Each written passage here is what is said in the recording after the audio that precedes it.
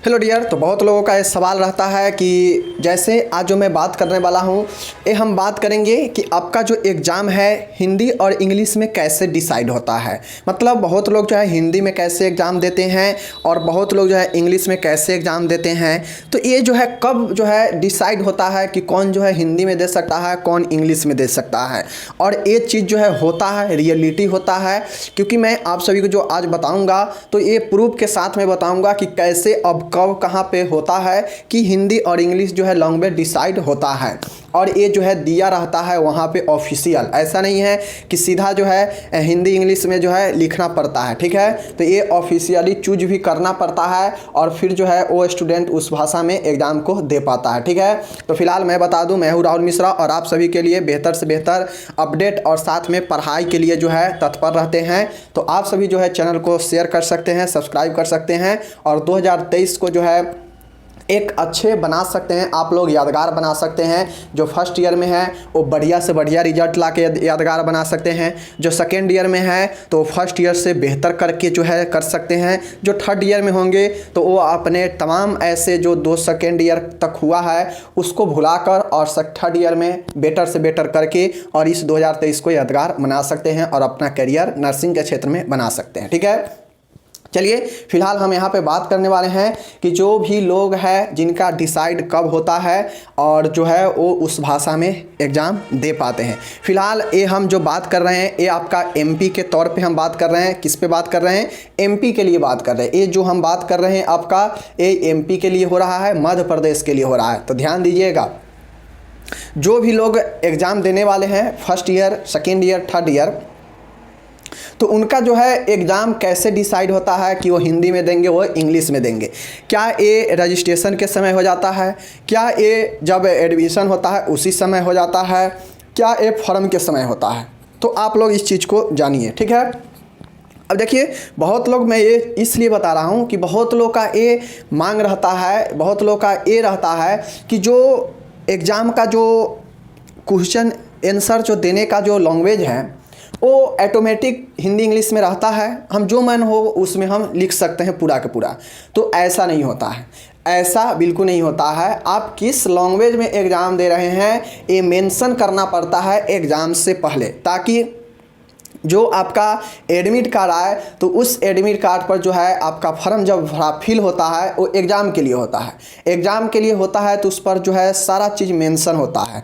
अब चूँकि जो स्टूडेंट फॉर्म में जब फॉर्म भराए के जब समय होता है फॉर्म फिल करने का, एग्ज़ाम फॉर्म फिल करने का जो टाइम होता है, उस टाइम में अगर वो फॉर्म में मेंशन किए हुए रहते हैं कि हमें हिंदी में एग्ज़ाम देना है, हिंदी वाले ऑप्शन को चूज किए होते हैं, तो उनका जो पेपर है वो हिंदी में ही देते हैं। ठीक है, पेपर तो आता है हिंदी इंग्लिश दोनों में, हिंदी इंग्लिश दोनों में होता है, बट वो पहले चूज किए हुए हैं हिंदी, इसलिए वो हिंदी में ही देंगे एग्ज़ाम तो बेटर रहेगा। वरना इंग्लिश में देंगे तो चूँकि उनका जो डाटा है वहाँ पे है हिंदी और वो हिंदी नहीं देखकर इंग्लिश में देंगे तो उनको जो है दिक्कत होगा, दिक्कत बिल्कुल होगा, क्योंकि डाटा मैच नहीं करेगा तो दिक्कत हो जाएगा। ठीक है, ये चीज़ें हैं। अब बात आती है कि वह एक कब होता है, तो जब आपका एग्ज़ाम फॉर्म फिल होता है, एग्ज़ाम फॉर्म फिल होता है तो ये फॉर्म जब फिल होता है तो वहाँ पे मांगा जाता है कि स्टूडेंट जो है किस लैंग्वेज में एग्ज़ाम देगा। आप जो है एग्ज़ाम का लैंग्वेज चुने, वहाँ पे दो लैंग्वेज रहता है मध्य प्रदेश में, एक लैंग्वेज रहता है हिंदी और एक लैंग्वेज रहता है आपका इंग्लिश। क्या रहता है? एक हिंदी रहता है, एक इंग्लिश रहता है। वहाँ पे स्पष्ट रूप से कहा जाता है कि जब तक आप लैंग्वेज सेलेक्ट नहीं करेंगे आपका फॉर्म जो है फिल नहीं होगा, आगे बढ़ेगा ही नहीं। तो आपको अगर इंग्लिश का तैयारी कर रहे हैं, इंग्लिश में एग्ज़ाम देना है, तो आपको अपने कॉलेज को जो है सूचित करना पड़ेगा कि हम जो है इंग्लिश में एग्ज़ाम देंगे। ठीक है, अब चूँकि यहाँ पे दो सवाल उठता है, बहुत सारे स्टूडेंट कहते हैं कि सर मेरे कॉलेज वाला बोलता है कि नहीं हिंदी में एग्ज़ाम नहीं होगा, इंग्लिश में एग्ज़ाम होगा। तो देखिए एक्चुअली वो जो कॉलेज है वो सिर्फ हिंदी का ही, इंग्लिश का ही स्टूडेंट का वो एडमिशन ले रहा है, या उसके जो भी कॉलेज में एडमिशन होगा वो स्टूडेंट को इंग्लिश ही चूज करेगा। जब फॉर्म वो फिल करवाएगा तो इंग्लिश ही सबको चूज करेगा और वो इंग्लिश में ही पढ़ाएगा। इसलिए स्टूडेंट को जो है वो कहता है कि यहाँ पर हिंदी नहीं होता है, इंग्लिश ही सिर्फ होता है। समझ गए? चलिए ये जो मैं बता रहा हूँ मध्य प्रदेश के लिए बता रहा हूँ। बाकी फॉर्म भरने के समय अगर आप खुद से तैयार करते हैं तो जो है आप चूज कर सकते हैं हिंदी या इंग्लिश में से कोई भी आपका। और दूसरी चीज़ें ये भी होता है कि अगर आप एमपी से बाहर के हैं, बिहार के हैं, यूपी के हैं, तो आपका जो कॉलेज है आपको जान रहा है कि आप कहाँ के हैं, तो आपके स्टेट के अनुसार जो है वो क्या कर देता है, चूज कर देता है।